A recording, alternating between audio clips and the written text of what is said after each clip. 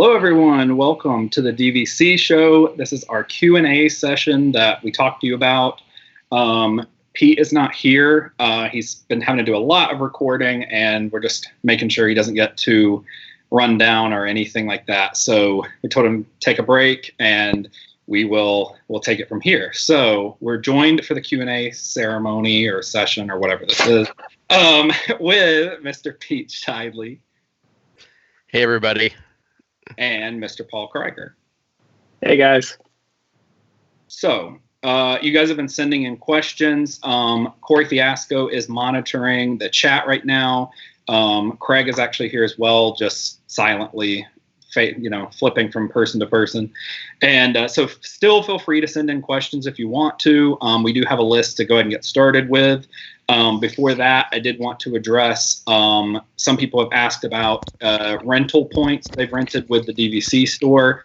I spoke with Jerry, and everything's going to have to be a very case-by-case basis, because obviously a lot of it involves who owns that resort and who you're working with there. So there's a lot of unanswered questions there, and you'll have to reach out to them via email right now because of the coronavirus situation.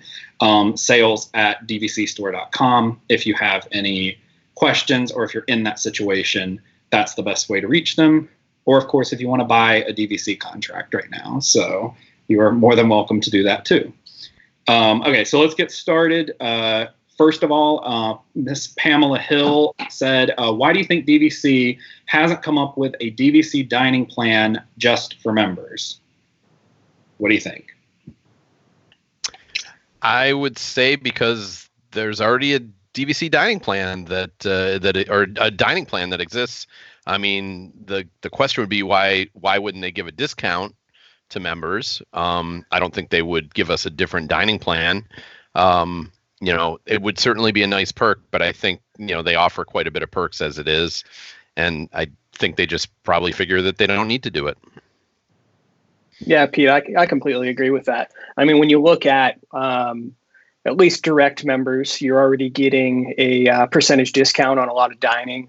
So you have that going for you. A lot of resale members have annual passes, so they're also going to get that percentage off. So when you actually look at, I think part of the question here was something that was cheaper than the current dining plans that are out there. And I just don't know that the margin is there to make it worthwhile for Disney to actually look into doing that when you have all of these other options available to you. Yeah, I agree. I don't know exactly. I definitely know they couldn't really make a different one because I don't know how many other ways. We now have 4 arrangements of it, so I don't know what the arrangement would be on it. It may just be about price and everything, but it's already something that I don't think is the most popularly added aspect of stuff. So it would be a good way to give just not a free perk, but an additional perk of saying buying direct versus buying resale, since I'm sure if they did, it wouldn't be included with a resale option, but we'll see. Allison Marie Cece said, what do you think will happen to the new DVC Reflections resort? So that's been a big question coming up, and we hit on it a little bit on the last show. For me, I think that if it doesn't get delayed, I would be really surprised, just not because of coronavirus, but more so the effects of coronavirus, what it's going to do as far as people purchasing, what it'll do as far as points. Like there's all these ambiguous points out there now. So what do you guys think? I agree, and I've sort of stayed the same on that since we talked the other day, which is that I think Reflections is too far along to really pull the plug on at this point, even though there's a lot of haters out there for the Reflections Therapy Center.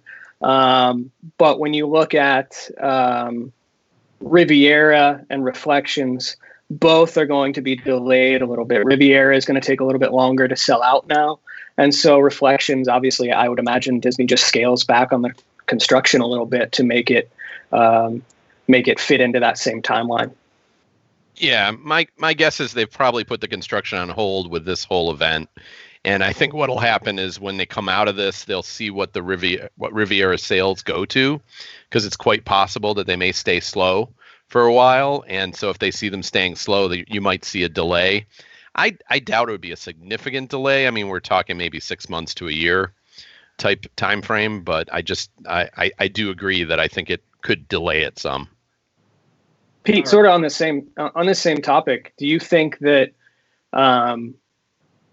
we'll see more aggressive Riviera incentives coming out in the next quarter because of this, or do you think that they'll be just trying to recoup their money? So, I could see, again, I don't think they're going to do that while they're closed. It doesn't make much sense, but I could see when they reopen them putting out a little more aggressive incentives. I don't think they're going to go super aggressive or anything, but I could see another $5-10 or something like that to try to reboot sales, so to speak. Buy you a Mickey bar. Yeah. Yeah. This one is a general question from me based on something I heard earlier today. Because there are some people who are essential people at Disney that are still working. So it is pretty much a ghost town, but there are some people left. So I got to speak with somebody today, and a big concern for Disney right now is food. It's an issue about reopening the park whenever they get to that point. Essentially the options are either do a soft opening and just kind of ease back into the parks being open, or do a full-on open and there might be a food shortage in the park because Disney has a pretty down-pat system of ordering as much food as they regularly need. But at this point, when do you start ordering food? When do you start asking for these products? So do you guys think between the two options, like which might be a better way to go for reopening? I mentioned on Saturday, I did a little impromptu chat on the Facebook page, and I mentioned one thing they might choose to do is do, as you say, like a soft opening where they limit attendance for a couple of weeks or even longer, where they decide to try to keep the social distancing. Maybe they work the fast pass system to make all the lines virtual queues. So instead of having people waiting in a standby line, they could make everything fast pass, so nobody's waiting in line for more than 5-10 minutes. And then they limit the park attendance for a while and gradually bring it back up to normal. So I think that's a possibility. I don't know about, I mean, it would be tough to say like, yeah, come into the park, but we don't have any food. Because most people want to eat. So, but yeah, it's my wife and I were actually talking about that, how difficult it is for them to just shut off the key and then turn that key back on for all their supplies. So I could see them having to do some kind of ramp up, definitely. Well, to that same point, there's been some questions regarding what the current orders in Florida are. I know there's talks about the restaurants and bars, or part of the order said that they might be closed until sometime in May. I assume that can be revoked depending on what goes on, but I think a lot of it's going to have to do with what's going on in Orlando, what's going on in Orange County, what's going on in Florida. But I would agree that sort of a phased opening of some sort is going to have to occur. And I would imagine they just open the parks first because you've got a lot of locals in the area that can then go in and enjoy the parks, and then gradually sort of re-ramp up to the resorts. Yeah, that makes sense. I agree with that. So from the chat live, Chris R. said, I'm sure this question's been asked before, but is there any word if Disney will have a grace period for DVC payments? Our small business was shut down due to California stay-in-place order. So what do you guys think about actual payments, which I'm in that situation because I have direct payments to make towards Disney, or even Monera Financial or some of these other big ones? Right. Well, I guess there's two kind of payments, right? The payments for your initial purchase, and then also the payments for your dues. I could maybe see them allowing a little bit of flexibility on the dues. They might allow a couple months of flex on that, but I'm not sure how it would work with the loan payments. I think they would have a hard time putting that through, but it would be possible, but I would be a little surprised if they did that. I think we might see maybe a little bit more leniency. Like they're not going to come after you and come after your contract right away. Yeah, true.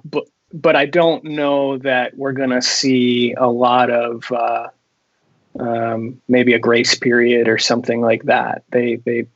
Maybe they will invoke some interest charges or some increased interest charges. Like I said, I just don't know that they'll come after your contract as quickly as maybe they would otherwise. I don't really know how fast they do that now if you miss a payment or something like that. Yeah, I one of my favorite things about Disney is how they run each entity as its own separate product, essentially. So it does give them some leadway, but it's also a matter of what ends up happening at that point. I don't really know what they're going to do. So a lot of our Q&A is that we don't know. So yeah, I mean, there's a lot of speculation here, right? Yeah. I mean, because Disney isn't saying much. They're just, they're just keeping quiet. So we're speculating here for folks.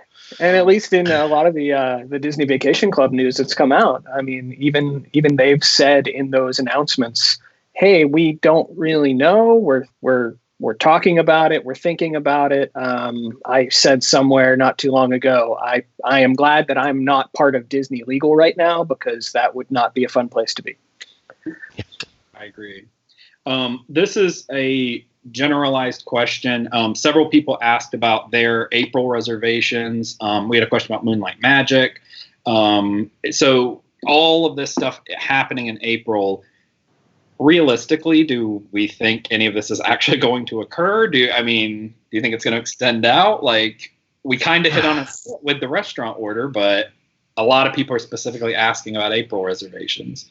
Well, I hate to sound lugubrious, but I can't think very positive for April. I just we're still on the ramp up of the coronavirus in a lot of throughout the United States, pretty much, and I think that they're going to have to keep the parks closed for now. I mean, you think about it, it's just it would be an epicenter for the coronavirus. So I think until we start seeing that downward trend, I think the risk here is, like, if 2-3 weeks from now they open the parks up again, you're gonna you got that, they talk about flattening the curve, right?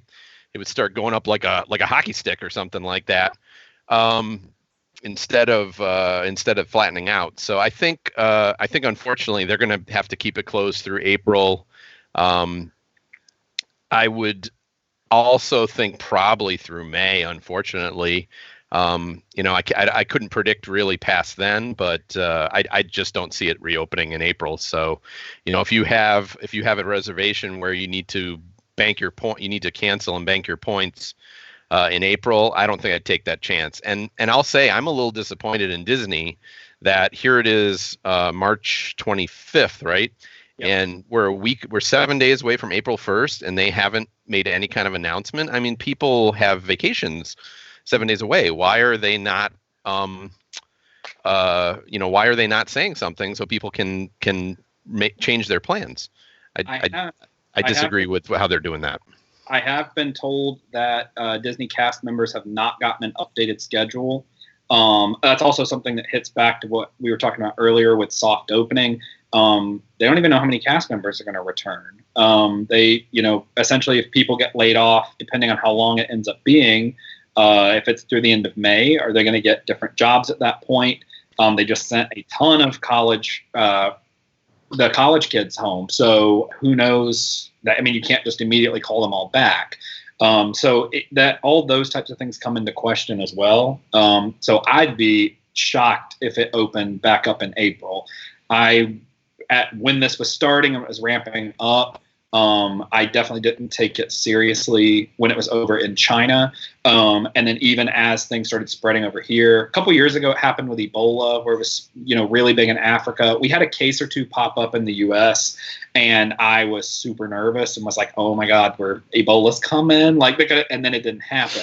And so for this one, I was like, okay, it's probably just going to, peter out and people are just overreacting. And now that's what I thought at the beginning. And now I'm like, okay, nope. Like this is not going anywhere. So I never would have thought the parks were going to close at all.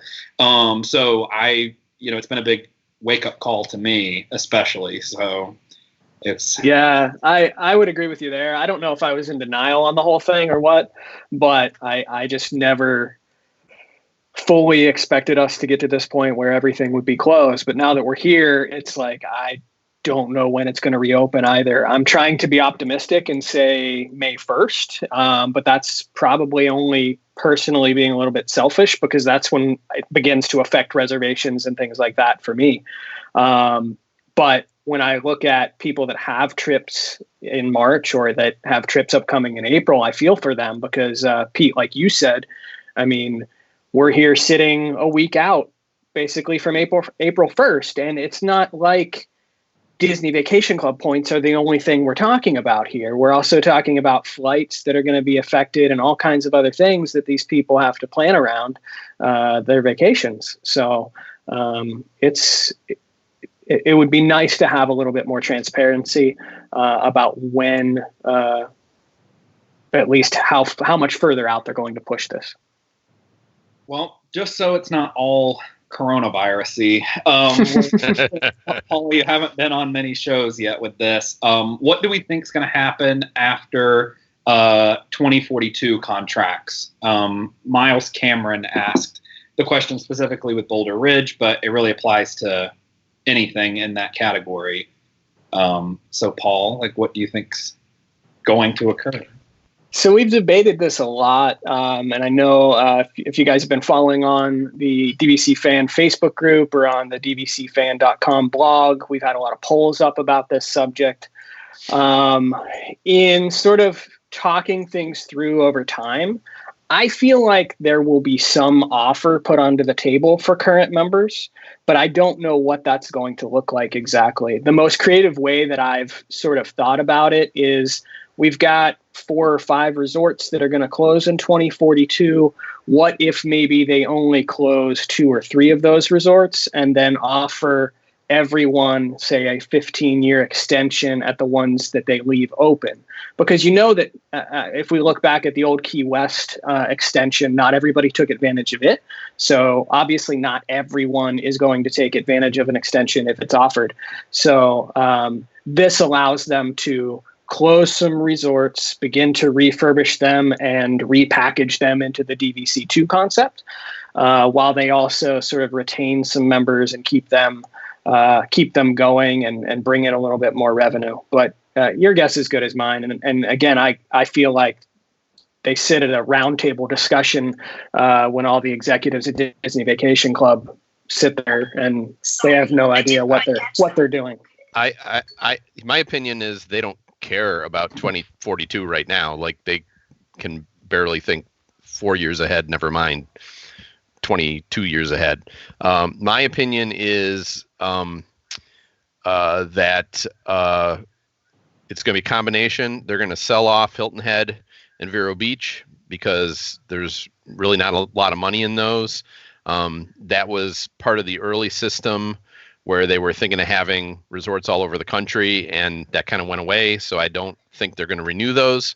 I think Old Key West, they'll offer an extension on because they have contracts that are through 2057. So I think they will offer that to members. I also could see them doing that at Wilderness Lodge because they would want to match the Wilderness Lodge contracts with the Copper Creek contracts. And then in 2066, they can make it all one big resort. And I think Boardwalk and Beach Club will not be offered up. They will take those resorts, change the points so that the points are much higher, like Riviera, and then they'll resell them. So that's my opinion. Bringing up Old Key West, I mean, that is the only reason why I would say they might not do anything at all, because what are they going to do at Old Key West when this is all said and done? When we get to 2042, they've got, I think the last count was between 30 to 40% of people that extended there. So are they just going to have that 30 to 40% stay there and sell everything else as cash during that during those years? Or? As I said, I think they offer it to the other members, because I think what happened there is, they did that in, I forgot what year it was exactly, 2009 or something like that. And, people are looking out 30 some years and they're going, oh, I'm going to be dead by then or whatever, Yep. So they're not interested in it. But I think as you get closer, if you offer that extension again, I think you'll get a lot more people that take it, because some things will have changed over in resale and such. Some people might start thinking they're kids, so I really could see them reoffering Old Key West and getting quite a bit of it extended, and then they might do what you said, is they might, whatever's left, maybe they'll just keep in cash and rent out in cash, depending on what percent they have. Because it is kind of a fairly short extension, right? It was only 15 years. Mm-hmm. So they probably won't want to resell as new necessarily. But it's hard to say. As I said, I mean, it gets debated all the time. I honestly think Disney doesn't think twice about it. Yeah, I actually could see them compiling in on, let's say, Old Key West, because they already have extensions there. I might even say Old Key West and Saratoga Springs. Those are probably the two that I think that, at the very worst, I know they could take the villas at Boardwalk and Beach Club and even convert them just into the hotel and still be able to sell not rent or sell, but people will stay there for their Disney vacation. Right. Compared to Saratoga Springs and Old Key West, there's not a lot of cash buyers on those, and I know that from the travel agency side. I think I've possibly had one inquiry ever about somebody just wanting cash stays at either of those resorts. So it may be a thing where they offer to those Hilton Head, Vero Beach, Beach Club, Boardwalk people, hey, do you want to rebuy a contract at Saratoga Springs or Old Key West for a reduced rate or some kind of a thing, just to be able to extend out. That might even be a possibility, and they just limit it to those two, especially with how big Saratoga Springs is. I'll probably get some hate for this, but are we fairly in agreement that when Vero Beach and Hilton Head expire in 2042, that most likely they're just going to sell off those resorts and I'd be surprised if they didn't, because it's just very, you can go through the list. People might can post in the chat if they want to about it, but, I would be hard pressed to find 50% of the members that could say, yes, we have gone to Hilton Head, especially Hilton Head, but even Vero Beach, and used our points there, or even attempted to make a stay.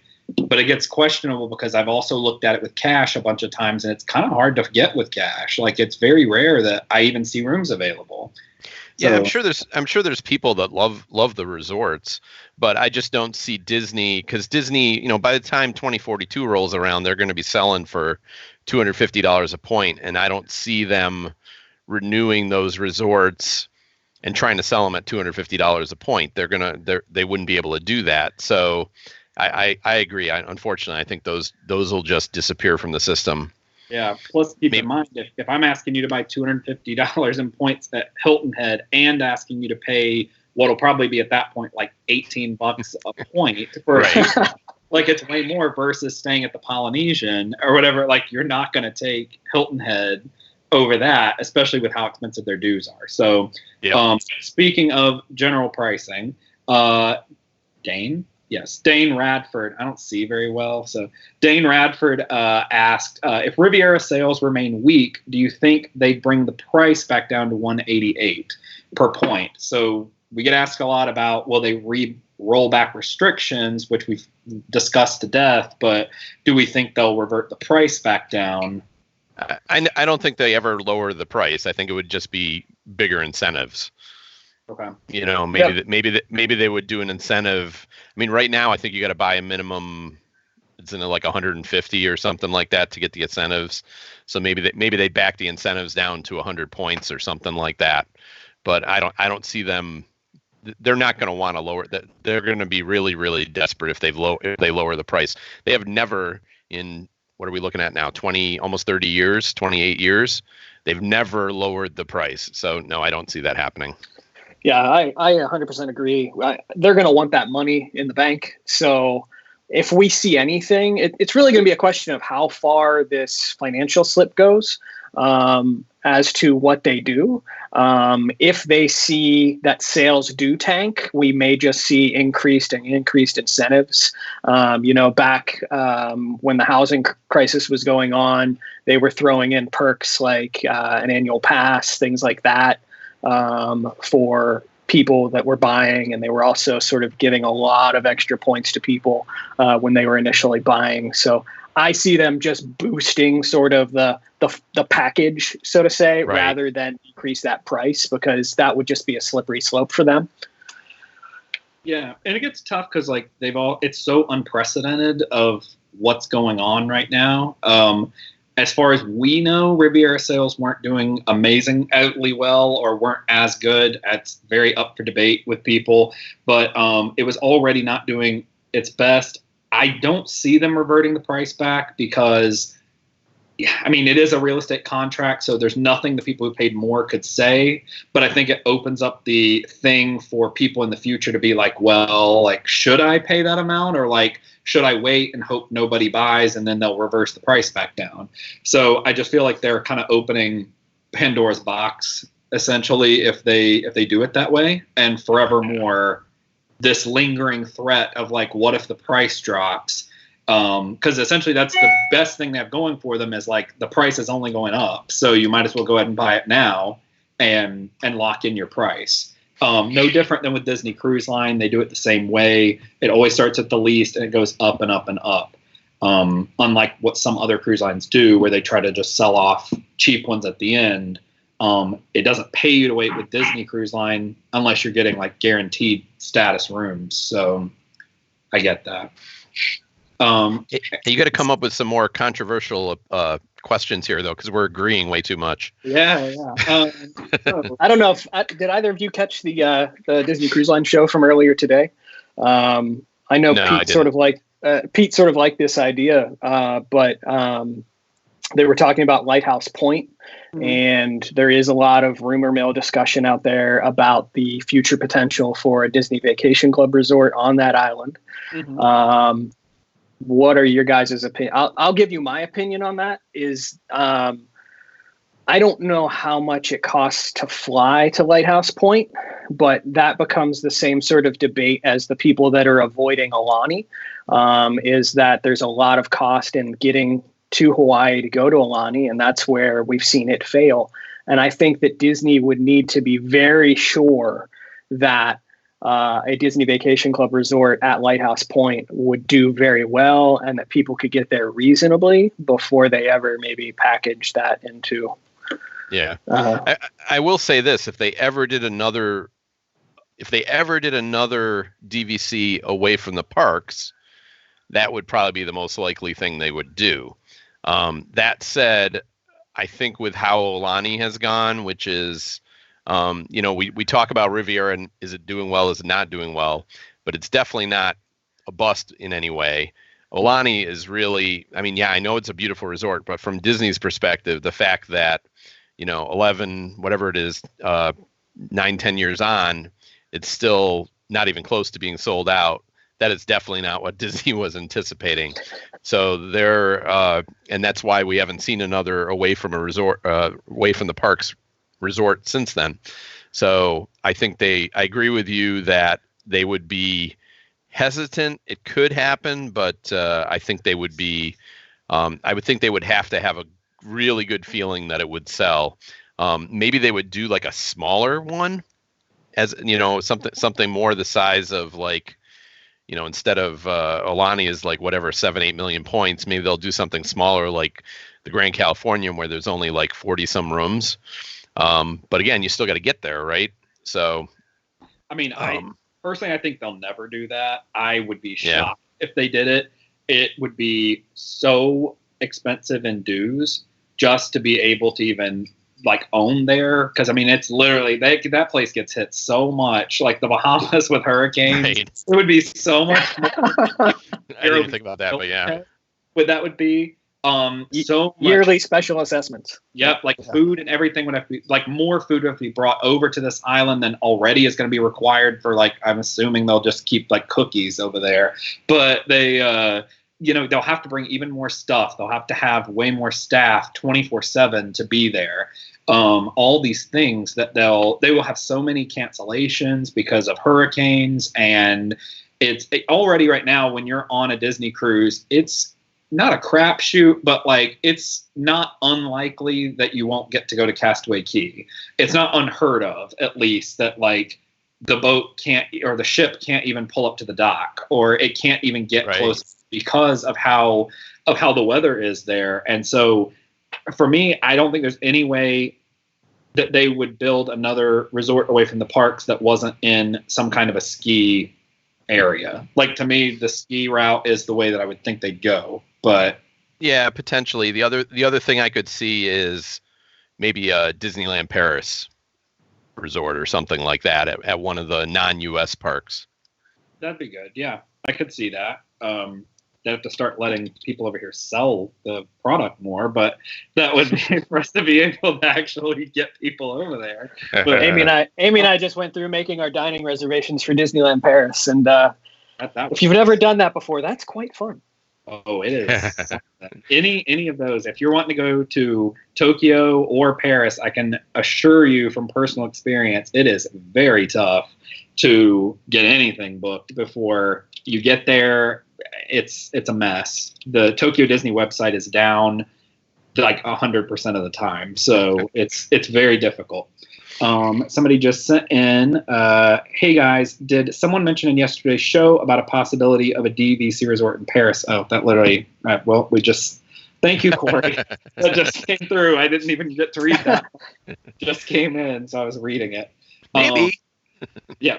I think part of the original agreement in Paris, and someone in the chat or something, correct me if I'm wrong here, but part of the original agreement when they decided to build Disneyland Paris and Euro Disney was that they, after so many years, build a second park, and then after so many years, build a third park. Now, my question at this point would be, with the expansion that they're doing over in Disneyland Paris with the Frozen Land, Marvel Land, Star Wars Land, is that taking place of the third park, or are they still looking at that third gate being a part of that agreement? If they build that, then I'm all on board. I say go for a DVC resort over there. Otherwise, you begin to question, can you really justify vacationing at Disneyland Paris for an extended period of time? Because I know the parks right now you can do in about, say, 3 days or so. So, yeah, but that's not that different from California when you think about it. I mean, right now there's a very small DVC in California, and they're looking to add the new tower at the Disneyland Resort. There, to me, you would just want a smaller contract, because it isn't really a week-long destination. But I would still want points there if they open that resort. Now, I might just buy 50 or 100 and go every 2-3 years or something. But I think you can do a DVC resort that isn't a week-long destination. I think Vero Beach might be a little bit of that. I don't know how many people go there for a full week. There isn't a lot to do right there. So I wonder if it's more of a, long weekend type place. Yeah, and us three guys sitting in. Good. Yeah, I actually have a Vero Beach trip booked in May. We'll see if I go, but I do have one booked in May, and it's only for 2 nights because I was like, I don't really know what there is to do. I like going to the beach, but there's only so much time that I'm going to just sit at the beach and do that. Whereas with Paris, I agree with you. For those of you who haven't been to Disney Paris, it's very, very easy to get to the parks. They have a really good subway system. And so even when I went this last time with Adventures by Disney, we stayed right by the parks. We stayed at the Disneyland Paris Hotel. But other times that I've been, I stayed in Paris, like in the city center of Paris, because that's where I wanted to do the bulk of my stay, was like 5 days there and then just 2 days at the parks. So it's very easy to navigate because the subway literally has a little Mickey icon on it where you can just get on, and the very last stop on that station is to there.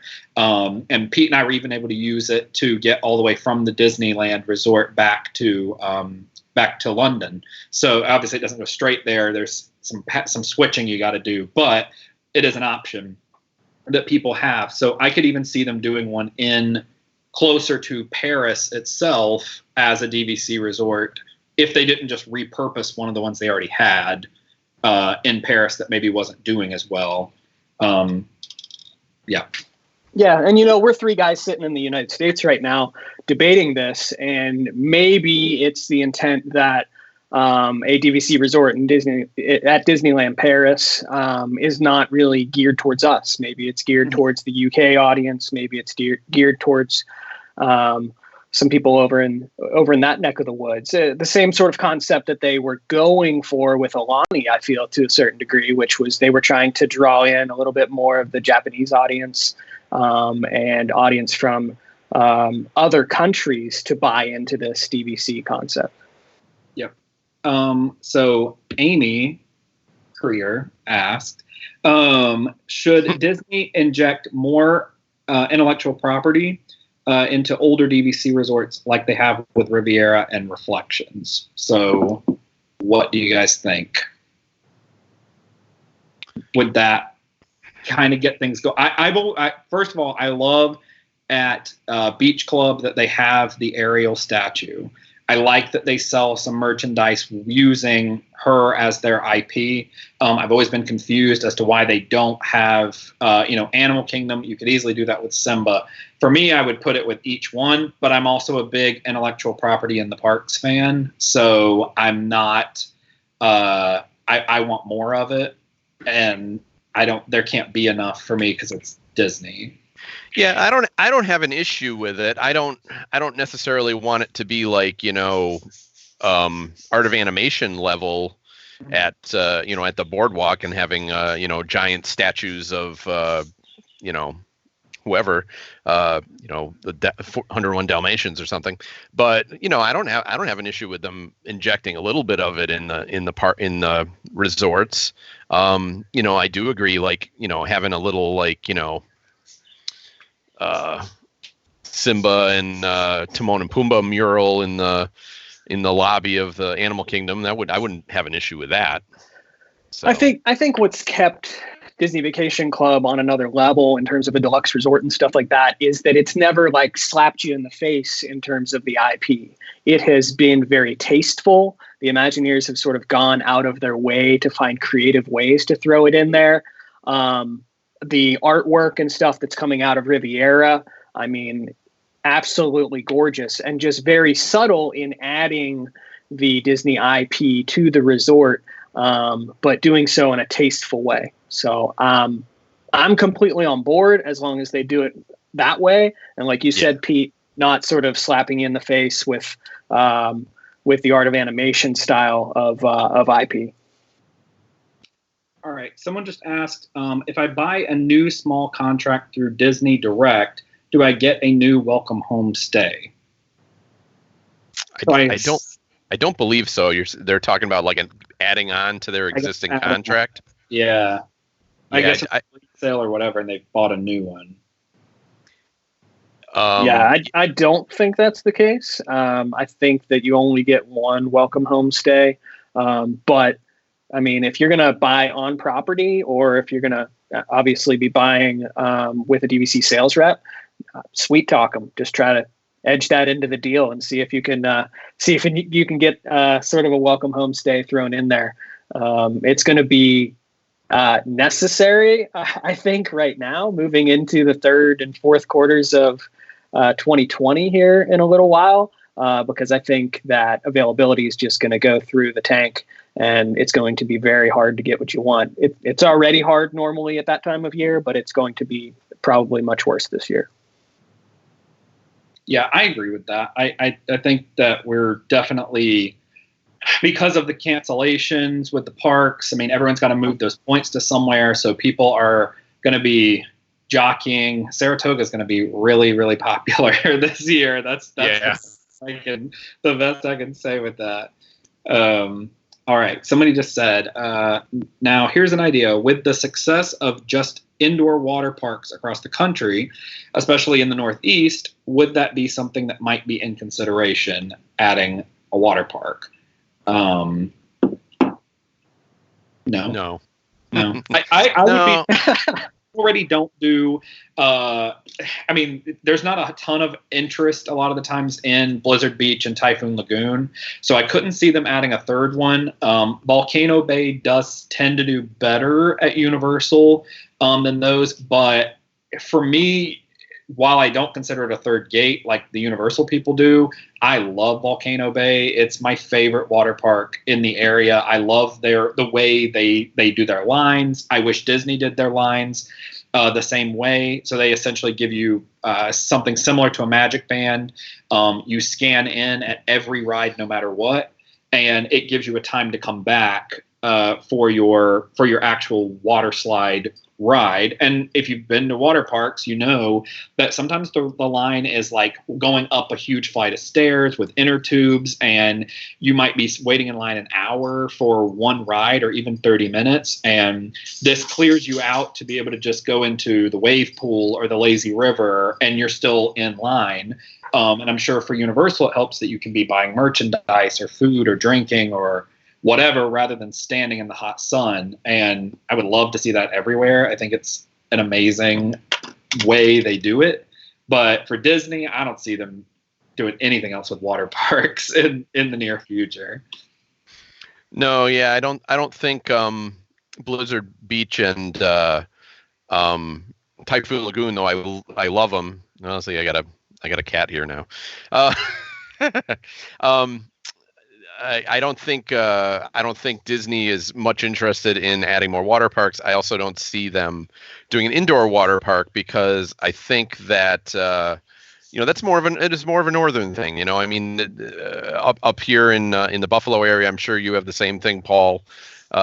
These are busy during the winter. You can take your kids for a couple days on a weekend. You get to be inside where it's nice and warm and everybody's having fun. The kids are playing. You're sitting you're sitting there with a beer. But I don't think Florida needs that. I mean, their amount of time indoor is going to be very limited. That something like that that people would be interested in. So I don't think you're going to see that, and I don't think you're going to see a third water park either.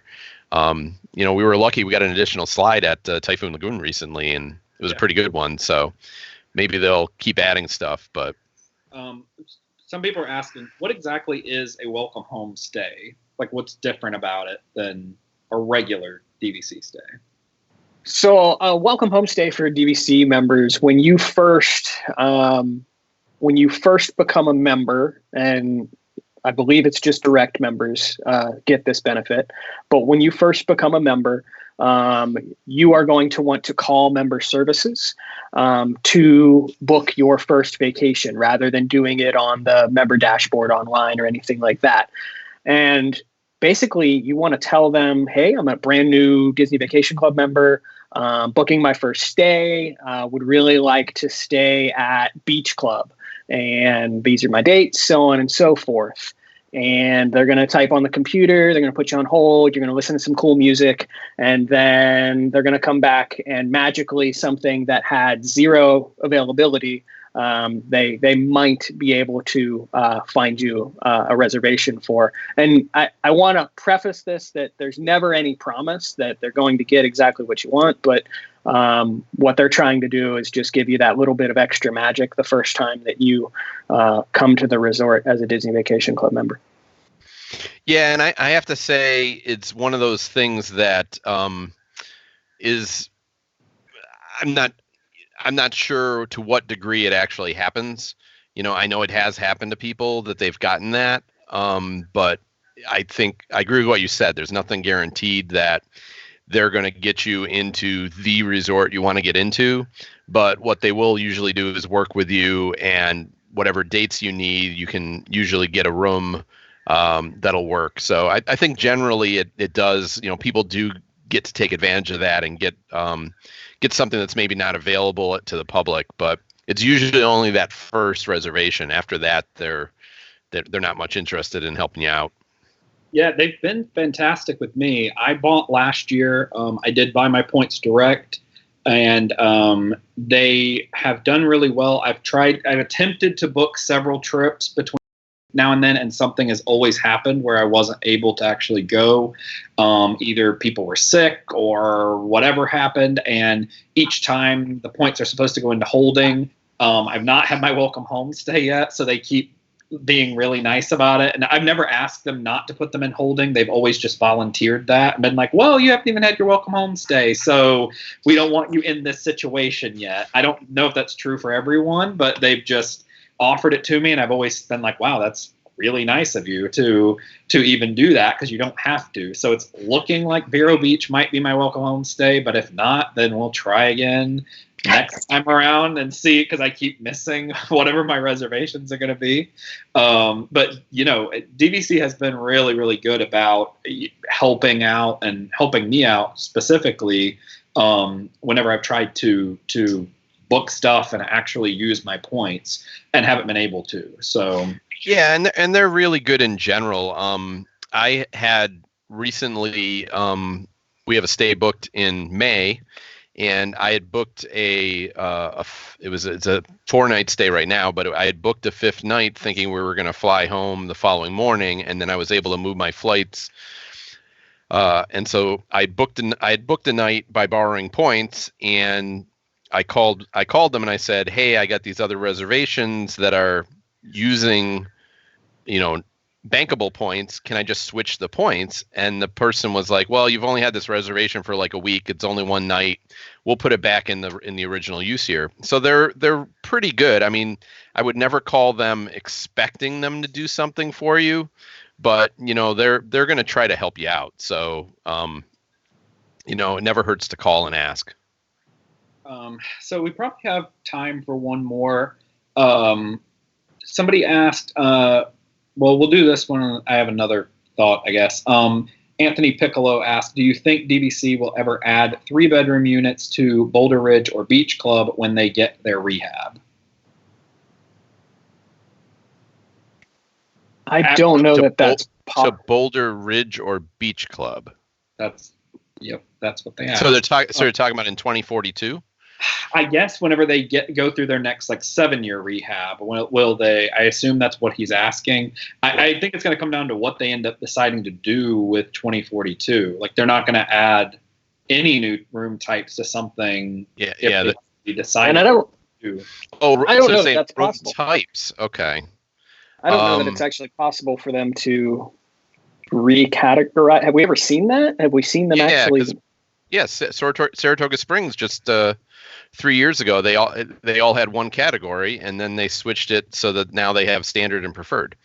So I suppose it would be possible that you could have, Lakeview. Maybe that's what I was talking about. You could have Lakeview at Boulder Ridge and, Dumpster View. I know there's some room for Dumpster. But I don't really think they're going to do that. I mean, unless there's a lot of demand for it. I think the reason they did it at Saratoga was because they were getting a ton of requests for probably particularly Congress Park, but also the Springs. People wanted to be close to Disney Springs, so they would request Congress Park, and they were probably having more people requesting it than they could actually put in it. And they probably thought, hey, we can reallocate, and then if people want Congress Park, they just got to pay more. So if there was some real demand that people were always calling in and asking for Lakeview at Boulder Ridge, I could maybe see them doing that. But I think unless there's some huge demand that people are always asking for that, I don't think they would do it. Same thing, Beach Club. There really isn't views at Beach Club. I mean, there's a few spots. We had a room there where you could see, and you were kind of looking out. You could see, you were looking at the back of the land pavilion, so you could see the land and you could see the Epcot ball. But there was only a few rooms that had that view, and there's not really a fireworks view there either. So I just don't see at Beach Club. There's not really a lot of views to have there.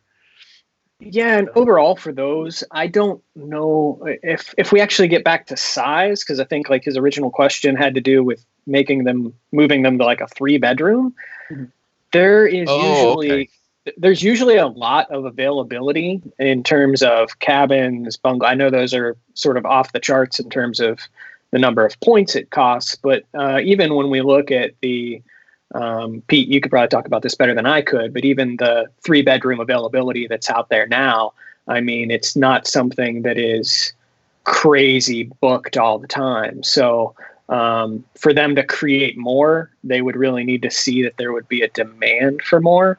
But like you were saying, in Saratoga Springs, we saw them move to sort of the preferred category and all of those sort of view categories. But I'm still going off of, I'm not sure that we've ever seen them go, okay, we're going to get rid of 20 deluxe studios in this resort and start building ourselves 3 bedrooms in this resort. Oh, and yeah, I misunderstood the question then. Yeah, I don't foresee them doing that because, I mean, the person's right. Those 2 resorts do not have grand villas. So that's probably why the question came up. I don't see them doing something like that where they would take a studio, take a studio in a 1-bedroom or sorry, a studio in a 2-bedroom or a 1-bedroom and a 2-bedroom and combine it and make a 3-bedroom. I just don't think, I mean, certainly there would be some demand for that. We've just recently started doing the grand villas, and the grand villas, there's a few that are pretty high demand, but for the most part, it's not that hard to get a grand villa. So I don't think there's enough demand across the whole system that they would need to add additional ones. Yeah, and I would want to dig into that a little bit more and read up on where do Disney Vacation Club's limitations, where do they lie? Because we know that they can sort of move categories around and change how many points is this and all of that, as long as the total number of points stay the same. Right. But I guess my question then becomes, can they make a switch like this? Could they say that we're going to get rid of all of these deluxe studio? I mean, because that's what would be on the chopping block, because that's sort of the the theory that they've done in a lot of these. And you're right. I don't think there'd be some legal issues probably with it. But I think a more likely scenario, and honestly, it's not that likely, is that they said, okay, we're going to build a couple of villas in another area that are going to be 3-bedroom villas or something like that. Again, Wilderness Lodge, I just don't see them doing it because you have the cabins there that are very available at 7 months at Copper Creek.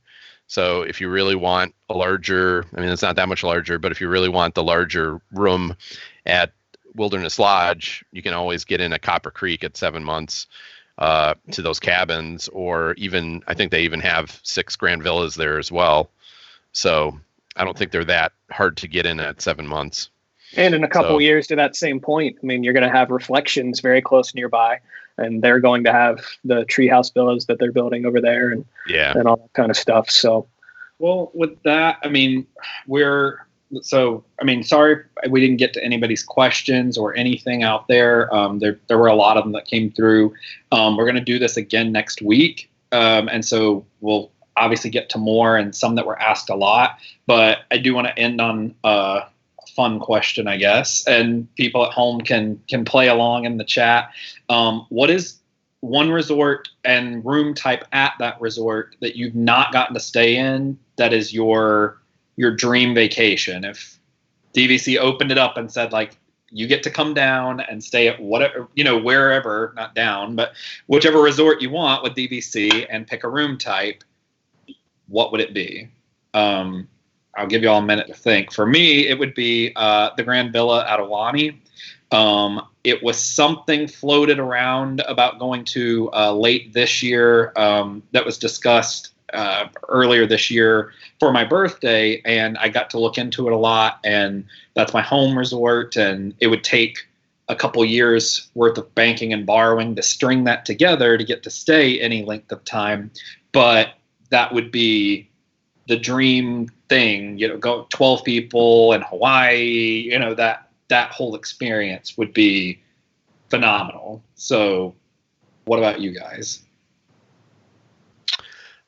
For me, I guess I'm gonna give two answers.